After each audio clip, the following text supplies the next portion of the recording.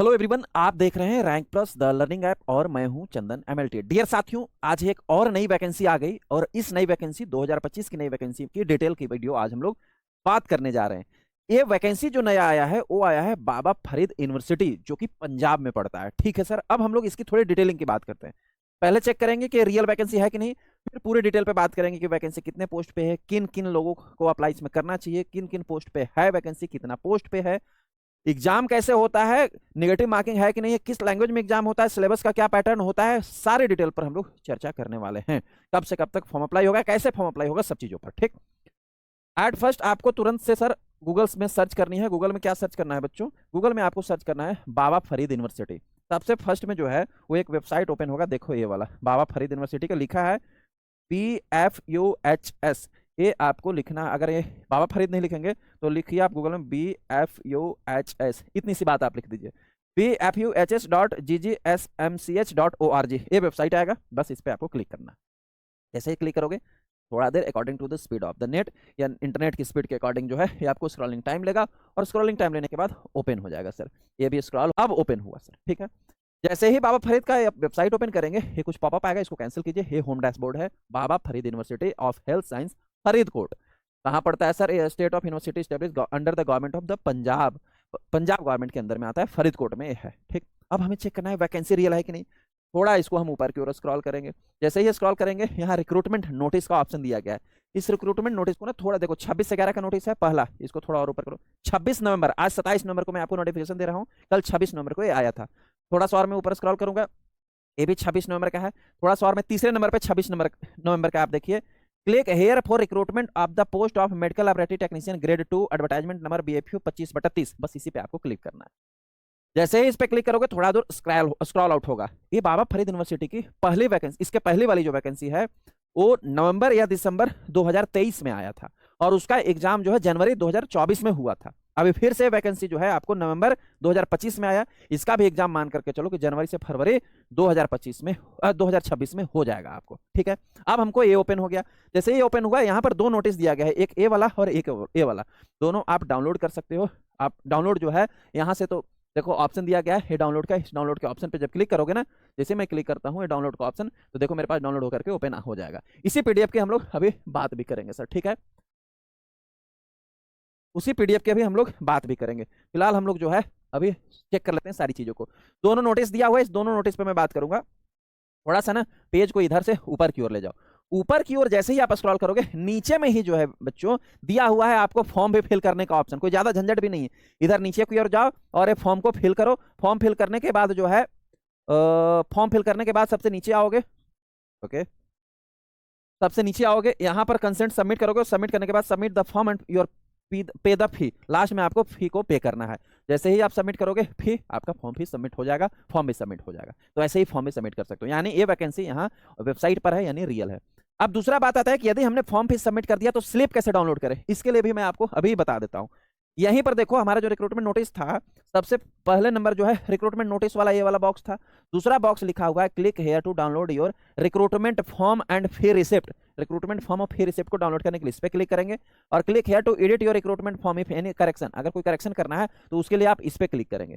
इन दोनों में से आपको जो नीड है, जैसे हमको फॉर्म फी की रिसिप्ट डाउनलोड करनी है तो ये बीच वाले पे मैं क्लिक करूंगा। जैसे ही क्लिक करूंगा ये ऑप्शन आएगा, यहाँ लैबोरेटरी टेक्नीशियन का हमको करना है तो click here to download your form fee, यहाँ मैं करूंगा। या click here to print fee status, क्या आपको दोनों में से डाउनलोड करना है, जो भी डाउनलोड करना होगा उस पर क्लिक करूंगा। आधार नंबर डालूंगा, एडवर्टाइजमेंट नंबर डालूंगा, जिस पोस्ट के लिए अप्लाई की हो डालूंगा, सर्च करूंगा, मेरा आ जाएगा, डाउनलोड कर लूंगा। तो सारी चीजें यहीं दी हुई है, आपको कोई कहीं घबराने की जरूरत नहीं है। वैकेंसी प्योर रियल है, गवर्नमेंट की है, कोई कॉन्ट्रेक्चुअल नहीं है। ठीक, यहां तक तो समझ में आ गया। अब जो अभी पीडीएफ ओपन हो रहा था, अब मैं जरा इस पीडीएफ पर आना चाहूंगा। सबसे फर्स्ट में एक छोटा सा था, इधर लेफ्ट साइड में, एक था राइट साइड में। तो लेफ्ट साइड में जो पीडीएफ था उस पीडीएफ पे सबसे पहले मैं बात करता हूँ। यहाँ पर देख लो बच्चों, लिखा हुआ है Baba Farid university health science Faridkot. इसका एडवर्टाइजमेंट नंबर याद रखना BFU 25/30, यही एडवर्टाइजमेंट नंबर है। ये एडवर्टाइजमेंट जो है ऑनलाइन एप्लीकेशन आर इनवाइटेड, यानी एप्लीकेशन जो है आपको ऑनलाइन ही फॉर्म फिल करनी होगी। कब से फॉर्म फिल स्टार्ट हो रहा है सर? 26 नवंबर 2025 से 16 दिसंबर 2025 तक जो है इसका फॉर्म सबमिट किया जाएगा। आज 27 नवंबर, तो अपना फटाफट जाकर के फॉर्म भी सबमिट कर लो। ठीक, किया जाएगा। वैसे कैंडिडेट जो एलिजिबल है सर, इस वेबसाइट पर जाइए www.bfuhs.ac.in, जो भी मैं ओपन करके भी दिखा रहा था, वहां से आप जाकर के फॉर्म पे फॉर्म सबमिट कर सकते हो। ठीक है, किस पोस्ट के लिए दिया हुआ? मेडिकल लैबोरेटरी टेक्नीशियन ग्रेड 2, जिसमें 119 पोस्ट यानी 119 पोस्ट पर जो है वो वैकेंसी आया हुआ है। अभी मैं कैटेगरी वाइज भी बात करूंगा। 119 पोस्ट अच्छा खासा वैकेंसी होता है। फॉर्म फी आपको कितना लगेगा बच्चों? All category except SC, SC category को छोड़ करके सभी कैटेगरी को जो है 2300 2360 रुपया लगेगा, जिसमें 2000 जो है फॉर्म फी है और 18% जीएसटी होता है। 360 मिलाकर के 2360 रुपया होता है। अगर हम एससी कैटेगरी की बात करेंगे तो 1180 रुपया आपको लगेगा। फॉर्म फी है 1000 रुपया और उसमें जीएसटी 180 यानी 1180 रुपया लगेगा। ये है आपकी फॉर्म फी। ये हो गया ऑफिशियल नोटिस। अब आते हैं और भी डिटेल पर। डिटेल नंबर सेकंड कि जो उन्होंने पीडीएफ दे रखा था, दूसरा वाला जो राइट साइड में पीडीएफ था, उस पीडीएफ की पीडीएफ के शुरू में तो कुछ पंजाबी लैंग्वेज में लिखा हुआ है, तो मुझे तो पंजाबी लैंग्वेज का उतना ज्ञान नहीं है बच्चों, तो मैं इसको आपको नहीं एक्सप्लेन कर पाऊंगा, नहीं बता पाऊंगा। लेकिन जिनको पंजाबी आती होगी वो इसको समझ सकते हैं। लेकिन रेस्ट ऑफ नीचे के जो डिटेल्स हैं वो इंग्लिश में दिया हुआ है, मैं उसको आपको एक्सप्लेन करता हूं जिससे आपको सारी डिटेल मिल जाएगी। यहाँ पर नहीं, इन्होंने 2 पोस्ट पे वैकेंसी निकाला हुआ है। एक पोस्ट तो है डायलिसिस टेक्नीशियन का और एक पोस्ट है मेडिकल लैबोरेटरी टेक्नीशियन ग्रेड 2 का। डायलिसिस टेक्नीशियन की जो टोटल पोस्ट है वो 35 पोस्ट है। ठीक, 35 पोस्ट में इन्होंने दिया हुआ है कैटेगरी वाइज वैकेंसी। जो डायलिसिस टेक्नीशियन वाले हैं वो अपनी एलिजिबिलिटी क्राइटेरिया भी देख लेंगे। हालांकि डायलिसिस टेक्नीशियन में भी जो है वो एमएलटी को इन्होंने अपॉर्चुनिटी दिया हुआ है। देखो यहाँ पर लिखा हुआ है, मैं थोड़ा इसको जूम करना चाहूंगा, जस्ट अ सेकंड, मैं इसको ना थोड़ा जूम करके आपको दिखाना चाहूंगा।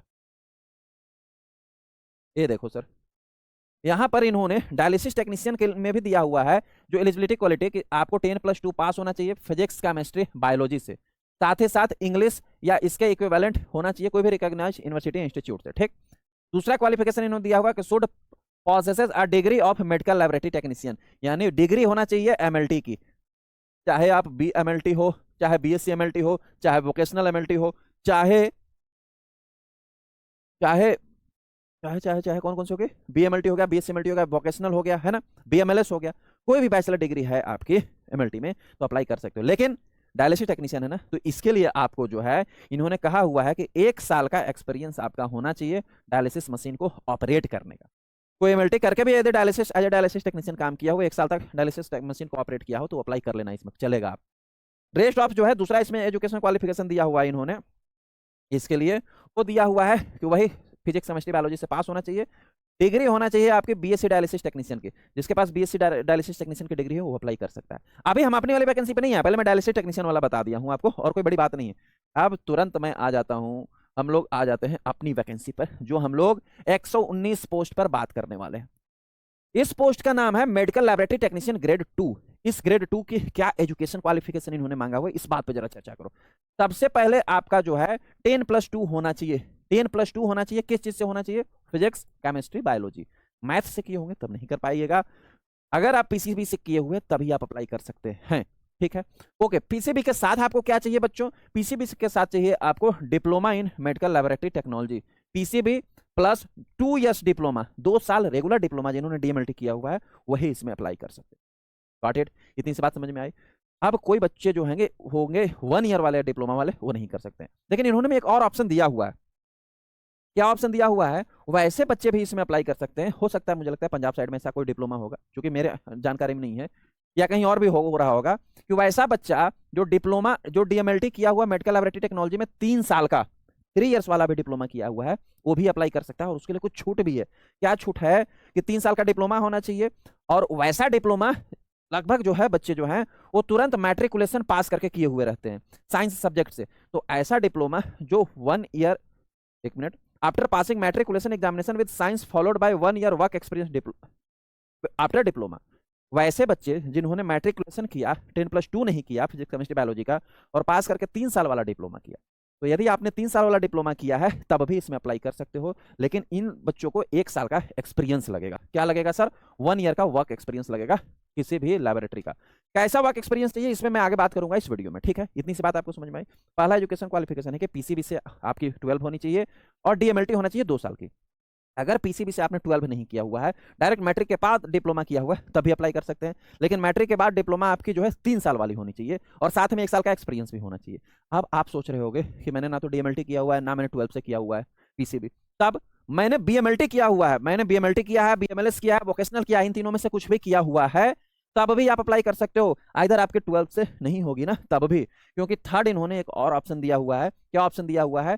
BSc medical laboratory technology from any recognised university. इसमें आपको कोई एक्सपीरियंस भी नहीं चाहिए, केवल आपकी बीएमएलटी है, बीएससी एमएलटी है, वोकेशनल है, एमएलएस है, आप इसमें अप्लाई कर सकते हो, आपको कोई एक्सपीरियंस नहीं चाहिए। 12th नहीं भी होगा ना पीसीबी से तब भी, क्योंकि इसमें इन्होंने 12th नहीं लगा रखा है। अब किसी के मन में कुछ थोड़ा सा कंफ्यूजन जाएगा कि सर 12th यहाँ शुरू में तो लिख रखा है ना। देखो थोड़ा सा ध्यान दो, यहाँ पर क्या ध्यान देने वाली बात है, यहाँ देखना जरा। डायलिसिस टेक्नीशियन में यहाँ पहला डिग्री दिया हुआ इन्होंने 10+2 लिखा हुआ था, ठीक है, उसके साथ जो है एमएलटी लिखा हुआ था। दूसरे वाले में जब इनको डायलिसिस टेक्नीशियन चाहिए था, इसमें भी इन्होंने 10+2 लिखा हुआ है। तो वैसे ही जो है यहाँ पर 10+2 लिख सकते थे, लेकिन नहीं लिखा इन्होंने। और इसके बाद और दिया हुआ या तो ए होना चाहिए, या तो ए होना चाहिए, या तो ए होना चाहिए, ठीक है ना। ए वाली डिग्री जो है ना 10+2 केवल इसी डिप्लोमा के लिए दिया हुआ है ना, ए वाला डिग्री केवल इसी डिप्लोमा के लिए दिया हुआ है, और ए वाला डिग्री केवल इसी डिप्लोमा के लिए दिया हुआ है। यानी अगर बैचलर है आपका और 10+2 का, उसमें कोई झंझट ही नहीं है, आप अप्लाई कर सकते हो, इस शंका में मत रहना, ठीक है। यहाँ बच्चों थोड़ा कैटेगरी वाइज जो है वो पोस्ट दिया गया है, मैं थोड़ा इस पर ज्यादा डिटेल नहीं बात करूंगा, आप पीडीएफ में देख लेना है। पीडीएफ आपको वेबसाइट से भी वहां से डाउनलोड कर लीजिए, हमारे वेबसाइट पर भी मिल जाएगा, rank plus the learning app पर भी मिल जाएगा, कहीं से भी आप डाउनलोड कर सकते हो, ठीक है। पोस्ट वाइज इन्होंने बहुत सारे दिए हुए हैं, 119 पोस्ट पे जो वैकेंसी है, इसमें कैटेगरी वाइज यहाँ पूरी की पूरी कैटेगरी दी हुई, आप देख लेना अपने कैटेगरी के अकॉर्डिंग कि आप किस कैटेगरी में, जनरल में हो कि ईडब्ल्यूएस में हो कि एससी में हो कि एससी ओबीसी में हो, किस कैटेगरी में हो, ये आप क्लियरली जो है आप इसमें देख सकते हो, ठीक है ना। इसमें ना इन्होंने पीडब्ल्यूडी के लिए भी सीट रिजर्व किया हुआ है, डायलिसिस टेक्नीशियन के लिए जो है 2 पोस्ट रिजर्व किया हुआ है, और एमएलटी के लिए 4 पोस्ट पीडब्ल्यूडी का रिजर्व किया हुआ है। अब एक्चुअल में जो वैकेंसी है ना, इसमें बैकलॉग और फ्रेश वैकेंसी दोनों था, 21 पोस्ट बैकलॉग का है, 98 पोस्ट जो है फ्रेश वैकेंसी है। तो इन्होंने जो पीडब्ल्यूडी का दिया है वो फ्रेश वैकेंसी में से ही दिया हुआ है, ठीक है। अब आते हैं, समझ में आ गया कि कितने पोस्ट पे है, किस पोस्ट के लिए। अब आते हैं एग्जाम वाली सेक्शन पे, अप्लाई करने के लिए भी समझ में आ गया। सर इसमें जो एग्जाम होगा ना वो रिटन एग्जाम होता है, लेकिन एग्जाम जो होता है ना इसमें सीबीटी कंप्यूटर बेस्ड टेस्ट नहीं होता है। अभी मैं आपको क्वेश्चन पर भी बात करने वाला हूं। जो पिछला एग्जाम हुआ था जनवरी 2025 में, मैं बोल रहा हूं ना, उसका मैं अभी दिखाने वाला हूं क्वेश्चन भी आपको। तो इसका जो एग्जाम होगा वो रिटन एग्जाम होगा सर। रिटन एग्जाम मतलब कि आपको ओएमआर सेट पे एग्जाम होगा, ठीक है। यानी जो गोला लगाने वाला एग्जाम होता था ना, पिछला एग्जाम यही हुआ था, गोला लगाने वाला। सर इसमें 100 मार्क्स इन्होंने दिया हुआ है कि 100 मार्क्स का एग्जाम होगा। पिछला जो एग्जाम हुआ था वो 90 मार्क्स का हुआ था। कितना? 90 मार्क्स का एग्जाम हुआ था। अभी मैं प्रूफ के साथ आपको दिखाने वाला हूँ, ठीक है। ये एग्जाम जो है बाबा फरीद यूनिवर्सिटी कंडक्ट करेगा। एग्जाम सेंटर में भी आपको दिल्ली में भी जा सकता है या बाबा फरीद यूनिवर्सिटी में ही हो सकता है। एक क्लैरिफिकेशन आपके एडमिट कार्ड में होगा कि एग्जाम सेंटर कहाँ जाएगा, लेकिन आप मान के चलो कि मोस्ट ऑफ इन्हीं 2 जगहों पर हो सकता है, ठीक है। इसमें एज लिमिट जो है 18 से 37 साल होगी। 37 साल 1 जनवरी 2025 को आपको कंप्लीट होना चाहिए। सपोज दैट अभी है नवंबर 2025 और आपको 1 जनवरी 2025 को 37 ईयर कंप्लीट हो गया था। अब 11 महीना तो इधर ज्यादा हो गया।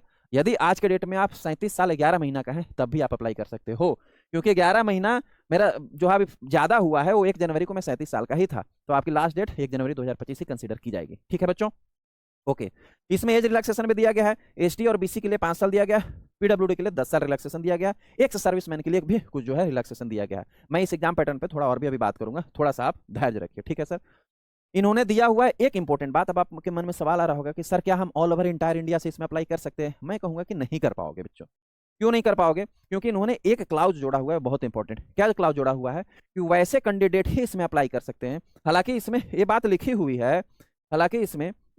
हुई है, कि इंडिया के कहीं के भी स्टूडेंट जो इंडियन सिटीजन होना चाहिए, सिटीजन ऑफ इंडियन होना चाहिए, नेपाली होना चाहिए, भूटान से आए हुए आप होना चाहिए, आप अगर तिब्बतन रिफ्यूजी हो जो 1962 के पहले आ गए थे, ये सभी अप्लाई कर सकते हैं।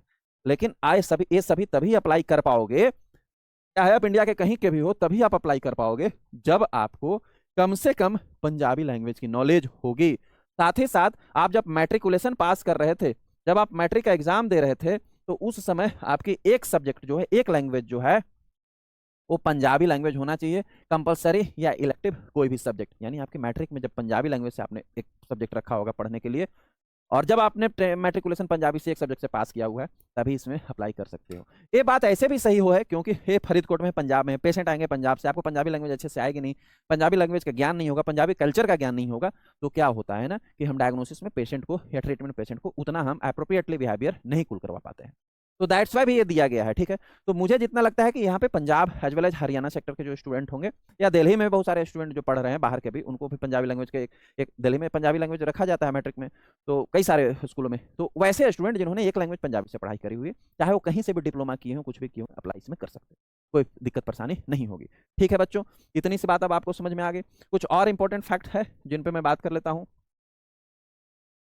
हाँ अब बात करते हैं थोड़ा सा कि सिलेक्शन कैसे होगा। सिलेक्शन आपको जो है रिटन टेस्ट के बिहाफ पर होगा। ऐसा मत समझ जाना आप कि आपने केवल रिटन टेस्ट में आईपीआर हो गए हैं और आपका सिलेक्शन हो गया, नहीं।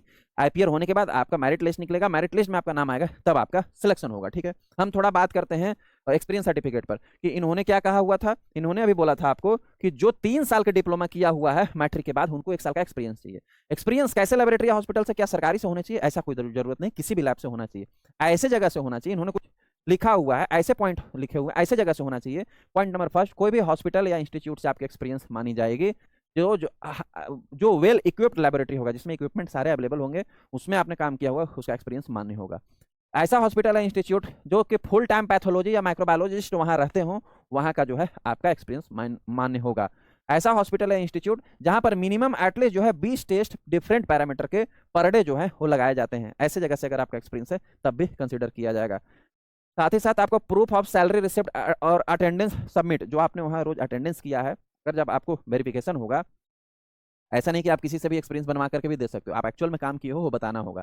सैलरी मिला है तो सैलरी स्लिप दिखानी होगी। यदि सैलरी स्लिप नहीं मिल पा रहा है तो एटलीस्ट कई को होता है ना कि इन हैंड सैलरी था, तो आप जो गए होंगे पर डे अटेंडेंस तो लगाए होंगे, फिंगर के थ्रू लगाए होंगे या रजिस्टर मेंटेन हुआ होगा, तो वो अटेंडेंस स्लिप भी दिखाओगे तो आपको मान्य हो जाएगा, कोई बड़ी बात नहीं।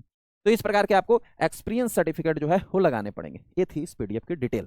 अब हम आते हैं इस बात पर कि एग्जाम का पैटर्न क्या होता है, एग्जाम कैसे होता है। मैं अभी आपको क्या समझा रहा था कि जो पिछली बार मैंने बोला कि एग्जाम, इसका वैकेंसी आया था नवंबर 2023 में, और नवंबर 2023 में वैकेंसी आया था और जनवरी 24 में इसका एग्जाम हुआ था। उसी एग्जाम का जो है एक क्वेश्चन पेपर है।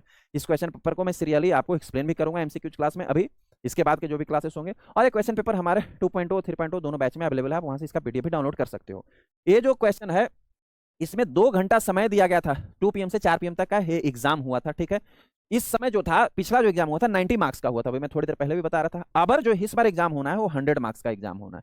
कितने मार्क्स का होना है बच्चों? 100 मार्क्स का एग्जाम होना है, यानी 10 मार्क्स बढ़ गया, ठीक। पिछली बार 2 घंटा समय दिया गया था 90 मिनट के लिए, यानी 60 दूना 120 मिनट समय दिया गया था 90 क्वेश्चन के लिए। हो सकता है कि इस बार कुछ आपको समय ज्यादा भी दिया जा सकता है, लेकिन 100 क्वेश्चन के लिए 2 घंटा भी मान के चल सकते हो। 100 क्वेश्चन 120 मिनट में आपको सॉल्व करने होंगे, इतना भी दिया जा सकता है, ठीक है। एक क्वेश्चन जो था वो 1 मार्क्स का था। एक क्वेश्चन कितने मार्क्स का था बच्चों? थोड़ा सा मैं जूम करूंगा आपको। एक क्वेश्चन जो था वो 1 मार्क्स का था, ठीक है। यानी ये 90 क्वेश्चन पूछे थे 90 मार्क्स का, राइट। 90 क्वेश्चन था 90 मार्क्स का। इस बार 100 क्वेश्चन पूछा जाएगा 100 मार्क्स का, ठीक। इसमें याद रखिएगा निगेटिव मार्किंग नहीं थी, लेकिन निगेटिव मार्किंग के जैसा ही कुछ और एक चीज था। क्या था? यहाँ पे लिखा हुआ है, आप क्लियर से पढ़ लो। In case all the ovals are left blank, there will be deduction of marks 0.25 each such unattempted question. क्योंकि एग्जाम जो हुआ था ओएमआर से हुआ था, तो ओएमआर पर ऑप्शन दिया जाता है ए, बी, सी, डी। इन 4 ऑप्शन में एक ऑप्शन आपको चूज करना होता है। एक ऑप्शन जो भी आपको पसंद आ गया, उस ऑप्शन को जो है आप इस प्रकार से है वो घेरा लगा देते हैं, ठीक। ये कहते क्या है या हुआ क्या था पिछले एग्जाम में कि इन्होंने 4 न दे करके इन्होंने 5 ऑप्शन दिया हुआ था, एक ई ऑप्शन भी दिया हुआ था, ठीक है। ई ऑप्शन में कोई क्वेश्चन, ऑप्शन में कोई सब वर्ड नहीं लिखा हुआ था, ऑप्शन 4 ही थे, ई केवल ब्लैंक था। इन्होंने क्या बताया हुआ था कि आपको 4 में से कोई एक ऑप्शन यदि समझ में आता है कि इसका करेक्ट आंसर है, तो उसको आप चूज कर लीजिए, ठीक। यदि आप चारों में से कोई नहीं चूज करते हैं, हमको नहीं आता है यदि आंसर, अनअटेम्प्ट रखना है, इस क्वेश्चन को हमको अटेम्प्ट नहीं करना है, तो इस कंडीशन में आपको ई ऑप्शन सेलेक्ट करना होगा। यदि आप ई ऑप्शन नहीं सेलेक्ट किए हैं और क्वेश्चन को अनअटेम्प्टेड छोड़ दिए हैं, आपको नहीं भी आता था आंसर फिर भी अनअटेम्प्टेड छोड़ दिए हैं, तो उस क्वेश्चन के बदले नेगेटिव मार्किंग 0.25 काटी जाएगी। यानी नेगेटिव मार्किंग गलत ऑप्शन के लिए नहीं, अनअटेम्प्टेड क्वेश्चन के लिए काटा जाएगा। ये पिछले में नियम था, होप सो इस बार भी कुछ ऐसा ही आपको रहेगा, ठीक है। इतनी से आपको बात समझ में आ गई कि कैसे एग्जाम हुआ था। इस बार भी एग्जाम मानकर चलो कि आपको ओएमआर से ही होगा, ठीक है। 100 मार्क्स का एग्जाम होगा, 100 क्वेश्चन पूछे जाएंगे, उससे 2 घंटे का समय भी दिया जाएगा। अब आते हैं एग्जाम पैटर्न पे। हर एक एग्जाम जो आजकल टेक्निकल नॉन टेक्निकल दोनों के बिहाफ पर हो रहा है, लेकिन फरीदकोट ने पिछली बार जो एग्जाम लिया था, इसमें कोई भी टेक्निकल नॉन टेक्निकल का हिसाब किताब नहीं था। इसमें केवल और क्वेश्चन जो भी 90 क्वेश्चन पूछे गए थे 1 से लेकर 90 तक, यही क्वेश्चन है। मैं इस क्वेश्चन को अभी बारीकी से एक्सप्लेन करूंगा आपको एमसीक्यू सीरीज में। सारे के सारे जो क्वेश्चन पूछा गया था वो टेक्निकल सब्जेक्ट से ही पूछा गया था। 90 के 90 क्वेश्चन जो थे वो पूछे गए थे आपके DMLT सिलेबस से, BMLT सिलेबस से, BMLS सिलेबस से, वोकेशनल सिलेबस से। यानी कि आपको एक्स्ट्रा कुछ पढ़नी ही नहीं है, सब अपने सब्जेक्ट को ही पढ़ना है। इस बार भी 100 क्वेश्चन जो है, इस बार भी आपके 100 क्वेश्चन उन्हीं से पूछे जाने हैं। अब बोलो कि तैयारी करना आसान है कि नहीं, लेकिन अब प्रिपरेशन करेंगे कहां से सर? प्रिपरेशन करने के लिए सबसे बेस्ट बैच जो है आपको rank plus the learning app पे प्रोवाइड किया जा रहा है। Rank plus the learning app का कुछ होम इंटरफेस है ऐप का, ऐप आप डाउनलोड कीजिए, और ऐप डाउनलोड करके आपको ऊपर में ही लैब फाउंडेशन 2.0 बैच दिखेगा, या इस कोर्स सेक्शन को नीचे स्क्रॉल करोगे तो वहां पर आपको लैब फाउंडेशन 2.0 बैच दिखेगा। इस लैब फाउंडेशन 2.0 बैच को आपको ज्वाइन करना है, और ज्वाइन करके आज से ही आपको प्रिपरेशन स्टार्ट कर देनी है। इस बैच में आपको सारे कंटेंट के वीडियो लेक्चर्स आपको एक साथ मिल जाएंगे जैसे ही परचेज करोगे। जितने भी सारे टॉपिक्स हैं सबके, सभी सब्जेक्ट के आपको थ्योरी लेक्चर्स मिल जाएगा, चाहे हिमैट हो, साइटो हो, हिस्टो हो, ब्लड बैंक हो, बायोकेमिस्ट्री हो, इम्यूनो हो, बैक्टीरियोलॉजी हो, माइक्रोबायोलॉजी के पांचों सब्जेक्ट, बैक्टीरियोलॉजी हो, इम्यूनोलॉजी हो, माइकोलॉजी हो, पैरासाइटोलॉजी हो, वायरोलॉजी हो, सबके सब सब्जेक्ट जितने भी हमारे एमएलटी के ड्यूरिंग होते हैं वो इसमें दिया गया। थ्योरी लेक्चर्स मिल जाएगा, उसके नोट्स मिल जाएगा, डाउनलोड करके प्रिंट करवा सकते हो। एमसीक्यूज के वीडियोज मिल जाएंगे, एमसीक्यूज के पीडीएफ मिल जाएगा आपको, test series, online test series मिल जाएगा, डीपीपी मिल जाएगा, ऑनलाइन टेस्ट सीरीज के पेपर सॉल्व किए हुए पीडीएफ मिल जाएगा, उसको भी प्रिंट निकलवा सकते हो। ये सारी सुविधा जो है आपको इस क्लास में, इस बैच में मिल सकता है। तो आज परचेज कीजिए, आज ही अपना प्रिपरेशन स्टार्ट कीजिए, क्योंकि वैकेंसी में जब एग्जाम, इस वैकेंसी का जब एग्जाम होगा, आपने कितना प्रिपरेशन किया उस पर मैटर नहीं करेगा। मैटर ये करेगा कि जो क्वेश्चन आए उसको आप कैसे सोल्व कर पाएंगे, और क्वेश्चन सोल्व करने के लिए आपको पढ़ना पड़ेगा थ्योरी बेटा। हाँ, टाइम कम है, 2 से 2.5 महीने 3 महीने टाइम है, तो उसके लिए आपको प्रिपरेशन टाइम ज्यादा देना होगा। आप बोलोगे कि टाइम कम है तो कैसे बताओ सर कोई इंपॉर्टेंट टॉपिक, उसको पढ़ने सिलेक्शन हो जाएगा? नहीं होगा। टाइम कम है तो अपना टाइम ज्यादा बढ़ाओ, पढ़ने का जो टाइम है ना आपका, प्रिपरेशन टाइम जो देते हो उसको इंक्रीज करो। पर डे आप कम से कम 7 से 8 घंटा पढ़ो, सिलेक्शन जरूर मिलेगा। सिलेक्शन का कोई शॉर्टकट नहीं होता है, और नहीं आप पढ़ोगे तो आपका सिलेक्शन भी नहीं होगा, ये भी है। इस वीडियो में, इस लेक्चर में फिलहाल यही। अगर आपको कोई भी कंफ्यूजन फिर भी बच जाता है, आप कमेंट में अपना कमेंट छोड़ जाना, रिप्लाई आपको जरूर दिया जाएगा। मिलते हैं हम लोग नए वीडियो में किसी नए लेक्चर्स के साथ। Thank you so much.